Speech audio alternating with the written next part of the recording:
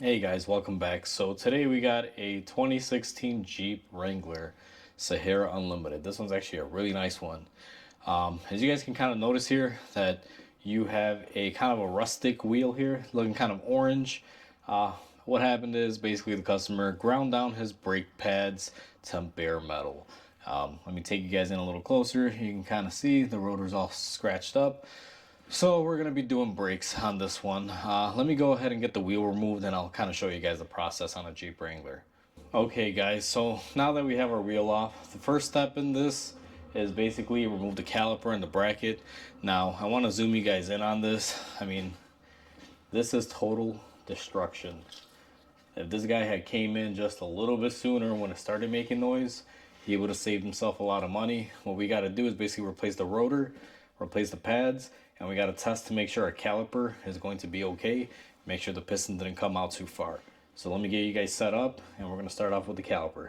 Okay guys, so now that we got the wheel off, you can see when you grind down your rotor to bare metal on your pad and rotor, essentially you see all this like copper-ish kind of dust. It's kind of all over the shock, strut, everything. Basically when your rotor gets shaved from the metal to metal, that dust gets everywhere. You get a little bit of water and essentially you start getting rust. So where we're going to begin with this one is we're going to remove the caliper bolts. Now on this one, you want to grab a little wrench and you want to hold the inner pin by the boot so you can take these off. I always find on these Jeeps that they always spin if you don't hold it on the inside. When I get the caliper off, what I'll do is I will go ahead and show you guys the process of how I do this. So now I'm going to loosen these up for now. I'm not going to take them all the way off because I do have to test my caliper.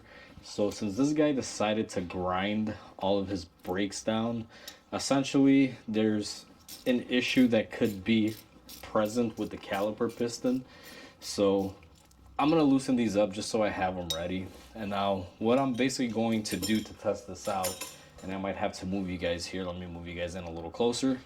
So this is basically the caliper itself. This is the little window where you can kind of see your brake pads. As you can see, this guy has nothing left on there. So the way I test my caliper is basically I take a screwdriver, I stick it in this window here, and I try to retract that piston in. Now, depending on how far this piston came out, it may not want to go back in, but as you guys can see, it's going in like butter. So even though this customer wore down his brakes to nothing, essentially it didn't destroy the caliper, so he gets to save a couple $100 on that. Although I will probably recommend that he does replace them next time. So now that we tested the piston and as you can see it moves, we're going to go ahead and just remove the two bolts here. This one, I don't know why, but it just doesn't want to let go of these bolts. This thing is fairly new and it even has low miles. This thing only has like 30,000 miles on it. So, you know, I'm surprised, but when you grind up and you have this much rust back here, that'll pretty much do it. So go ahead and take our caliper off. You can hang the caliper or you can just put it on top of your rotor surface. I just hang it up top for now. I'm going to put my bolts to the side and I'm just going to clean up any dust and rust here. So that's all good and clean. Now what I'm going to do, and I like to do this process before I do anything with the brakes, is I'm going to take my caliper compressor here and I'm just going to want to push this piston in.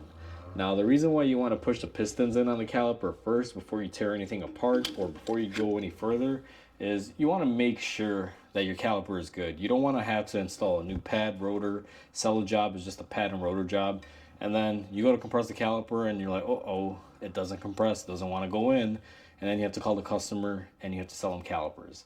The more thorough you are, the better. I always do everything first. I check and then I recommend my recommendations. I don't just say, oh look, your rear pads are metal to metal, let's get pads and rotors, and then start working on the job and 20 minutes later call the customer back and say, hey, you need calipers. Now there are instances where you could actually cross your T's and dot your I's and you'll still come up with an issue, but if you do it this way you typically won't have issues. I'm not gonna say it's foolproof because nothing's ever really foolproof, so just my little tip. So now we're going to remove the caliper bracket bolts on here. These are 18 millimeter. Let's see if these guys fight us or if they come off pretty easy. Now, I don't know if you guys can hear a truck beeping in the background. I apologize. Looks like it's garbage day for somebody here. So they're picking up the garbage. So we are loosening these 18 millimeter bolts here for the bracket. All right, and surprisingly, these came off pretty easy. They didn't really fight me. So now I'm gonna switch over to my ratchet end and just remove these. And this is just all too common here, guys. This is the second car today that's getting brakes. You guys can see the white Toyota 4Runner behind me. I just did some rear brakes on that. Pretty much similar issue. Although in that case, the customer was complaining of a noise to the dealership, and they took it in because they have a warranty. And the dealership always told them, oh no, everything is fine. And since the guy brings me his other cars, he brought me this one. He's like, can you check it out? He's like, the dealer's telling me there's nothing wrong, but I hear this noise. And sure enough, similar situation. The rotors were pretty much almost, gone. Well, not too bad, but, it was metal on the pad and the rotor. So once you remove your two 18 millimeters, you basically can take your bracket off. This thing is pretty rusted up. Let me see if I can show you guys the pads here. I know this is going to be pretty interesting for some of you. So this is a brake pad that's pretty much worn down. As you can see, still has some material left on there, but not quite zero. And here's the outer pad, the side that he decided to go metallic on. No pad material, just scraping. There's the backing plate. So this is the part that faces the caliper. And this is pretty much what was on the rotor. All the material is gone, metal to metal, just pretty much braking on nothing. So let's go ahead and put my brake pads to the side. So basically now what we got to do is get the rotor off. Now let me swing you guys around here. I'll show you something on these. So if you have a Chrysler vehicle or almost any vehicle, if it has factory brakes, sometimes they'll use some machine screws to hold the rotor in place during assembly. Sometimes they'll use these little clip things. The way these work essentially, and I gotta get my cutters here, but they have these little side clips here. I don't know if you guys can see, but basically you just kind of bend them back. What I like to do is one of two things. You can come here with an air hammer and just hit it right here and basically blast them off, or you can come with your side cutters and just rip them off. Let me get set up and see if I can just take those off with my air hammer and show you. Okay guys, I'm back. So this is how I do these at the shop. Now you may not have this tool, but basically I'm using the good old air hammer again. So what I do is I basically put the air hammer on here on one of these clips, and I just basically, let me do it on this side first. I just blast it. Once you do that, basically you cut it, and then I come in the opposing side and I blast it, and then basically all you got to do is get it out of there. Now, if you're not going to be replacing your rotors, don't do it this way. I just do it this way because even if you get in there with the side cutters, you can get them off. It takes a little longer. This is quick and easy, and obviously we're getting new rotors. This one's trashed. So let me go ahead and blast off the other ones, and I'll be back with you guys. Okay guys, so now that we have blasted our clips off, as you guys can see, they are pretty much gone. What we're going to want to do is, let me set you guys back up here. So now we're going to take a hammer, and same method as always, guys. Saving the rotor, you want to hit in between here. If you don't really care and you're going to be replacing the rotor, I hit here. The reason why I hit on this surface instead of this surface if I'm replacing the rotor, here, if you don't swing quite right in the middle, you'll wind up hitting a wheel stud, and then you got to do more work. Since hitting on the face, there's no wheel stud near there, and I'm replacing these since I'm going to be doing that anyway. I'm going to go ahead and hit it right here, so let me just show you guys. Now, these are pretty rusted on here. There's going to be a video showing you how to remove a wheel lock key if you don't have the key lock. These tires have not come off this truck for 4 years. So I can imagine this rotor is pretty rusted up on the hub flange surface. So let me hit it here from the other side. Sometimes you got to alternate it, guys. It's just a way it goes. Now, this one is fighting me pretty good. So what I'm going to do is I'm going to go in from behind, and I'm going to tap it, and then I'm going to use a pry bar here to kind of spin the wheel around because the rotor's going to be uneven right now. Instead of it being, straight, it's going to be side cocked, so it's not going to want to move easy. So I'm going to basically do is turn it a quarter of a turn if I'm able to, and just knock it until it's basically evenly knocked out all the way.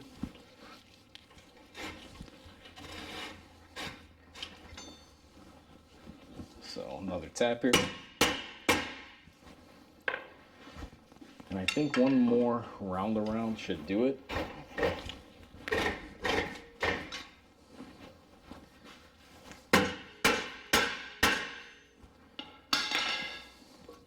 So you kind of get the idea. I'm gonna go ahead and do this off camera. It's gonna take me a little bit, and I gotta do this a few times. So I'll be back with you guys. Okay, guys. So I went ahead and it took a little bit. I got the rotor off of there, and I got the new one on there. Don't forget to clean up your hub flange and all the surfaces. I couldn't really get this part too clean here. It was kind of a pain. I normally have a brush, but the brush broke, so I just kind of did the best that I could with it. However, now we're gonna move on to the caliper bracket. Now I went ahead and I already cleaned out my surfaces, got the new shims installed, lubed everything. The one thing I wanted to mention is don't forget to lube your pins. So basically lube the top and the bottom pin, and also don't forget to burp them. You don't want these pins to be shooting out at you like a rocket. So what I do is when I install them, if you just kind of open the boot up there and you give them a little burp, get some of the air out of there. If you guys notice, this one's way extended, this one's nice and flat. So we're going to be doing the same exact thing to this guy here. Just open it up, burp it, and basically do that. So I went ahead, everything is prepped on here. Like I said, I just wanted to show you guys the pin side. So what we're gonna do next is basically take your hardware, take your bracket, bolt it up. Remember, our new rotor's already on there. And I always say this in all my videos, guys, start off by hand threading. You do not want to get your gun and go in here. To be honest with you, this is pretty difficult in here to even get a gun in here, but you can. But just hand tighten, guys. I mean, start off by hand. Then if you want to go crazy, go ahead, grab your impact gun, go to town on it. I'm not gonna sit there and doubt you for it or say anything about it. Just, as long as you don't snap a bolt. Obviously, my pet peeve when I get to do brakes that someone else had done previously and the brakes are way too tight. It's never a good thing. I mean, things have a torque for a reason. Now, even though when it comes to brakes, I'll be the first one to say this, I don't really look up torque specs on all these brackets and everything. Doing this for so many years, I kind of have a feel of when brakes are tight. So, I kind of know when to stop and how tight to tighten them. So I hand threaded them, and now what I'm going to be doing is basically taking my wrench and tightening them. Now, these can be, pretty torquey things, so you want to tighten them pretty tight. You don't want to go crazy. But again, if you're not familiar with how to tighten these, I would definitely recommend looking up the torque procedure. Although I will say it is very difficult to get a torque wrench, especially in this position. These don't take too much, you just, like right there, that one's tight. And then this one here, tight. So now that we have that done, next stage is you're going to want to grab your brake pads. You want to pay attention on your brake pad where you have your little, I don't know what to call it. I call this a noisemaker essentially. Basically when your brake pad runs low, this tab is what makes noise. This is where you get the little Tweety Bird sounds. So this portion I like to face on the back side of the pad. So, I'm sorry, not the back side of the pad, the back side of the rotor. I always put the one with the tab on the back side. Some people put it in the front, I don't know. I've always just put it in the back side. And remember, guys, you don't want to touch your friction material. You don't want to touch the face of the pad with any grease. Now, one thing I do want to pay attention to and point out is, look at how easy these brakes slide in and out of here. It just goes to show if you guys prep your surfaces and you have new brackets and you lube everything correctly, they go on smooth. I mean, if you look at this here, I mean, these, sorry, let me get the camera adjusted here for you guys. I mean, they move freely. That's what you want. Obviously, you don't want to grind these down like crazy and, make them too loose, but your brakes should have that movement in there. They should not bind. If they bind, they will seize. So, just pointing that out there for you guys. So next thing is we're going to take our caliper. We already pushed in the piston, as you guys remember, on this one, and we're going to grab our lube again. And I showed you on numerous videos how to do this, but basically you're going to want to put a little bit of lube and be generous with it on the caliper piston side, and you're also going to put some on the two little fingers here that basically hold the pad. Now off camera, I already went ahead and I scrubbed these down a little bit. I took a little bit of a wire wheel to them, just so there's no high points. Like if this is the finger for the caliper and there's like a jagged edge here, it'll actually put pressure on the on the brake pad. So I went ahead and I cleaned the surface and I lube it, and then there shouldn't be any pressure on it. It should be even, you know, as the caliper tightens up. So that's just one little tip that I do. Once you have that done, what you're going to want to do is basically just slide it on. You want to push your pins in. Now these pins will have to be pushed in because they do like to fight you a little bit. So, but they're not horrible. Once you push those in, you want to grab your bolts, which mine are here. Sorry guys, had to get in the way there. And basically you just bolt up your two bolts there. Now these always have a habit to spin, so I make it a habit of having a adjustable wrench like this. And let me take you guys closer in here. So the way, let me get you guys positioned here really good. So the way that I do these is, you'll notice right here there is a cutout. You can put a wrench on here. It's like a bolt size. So what I do is I'll grab my universal wrench, I'll put that on there like so, and then I always start off by hand tightening. So once you get it in there hand tight and you're nice and sturdy, you're going to want to take whatever wrench, ratchet, whatever you're using, put it on the right side there, and basically just tighten it. Now these don't take a lot of torque, guys. You just want to do, that's about good right there. And you want to basically do the same thing on the bottom. So let me zoom you guys back out here, put you guys on the outside view. I've done so many of these videos and pretty much all cars are the same, guys. There's no real big difference. You can have a Brembo style caliper brake setup. This 4Runner that I did earlier today actually has that, but unfortunately he didn't need front brakes. He just needed rear brakes. Hopefully I can get the Brembo style brakes in here for you guys. They're not too different, but they do have a few key differences in the way you do things and the way that the brake pads are floated onto the caliper. So I will show you guys one of those once I get it in. So once you tighten everything and you're happy, what you're going to want to do is put on the wheel, torque down your tire, or wheel I should say, and then basically send it down the road. That's essentially it. Now I've done a lot of these videos, so you guys already kind of know the gist of this. I don't know why, but it's been brake week all week. All I've been getting in is a lot of brakes. So hopefully I get out of that brake week habit. Not that I don't like doing brakes. Brakes are good to do, but I want to have some variety here.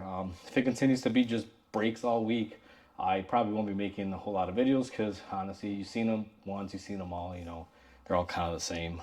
Unless you guys want to just see me do brake jobs on various different models. If you do, comment down and I'll just keep, you know, recording whatever comes in here. If you guys like this video, please comment, share, and subscribe. That definitely will help my channel grow and help me make more videos and better videos for you guys. So if anything, I'll catch you guys on the next one, and you guys have a great day.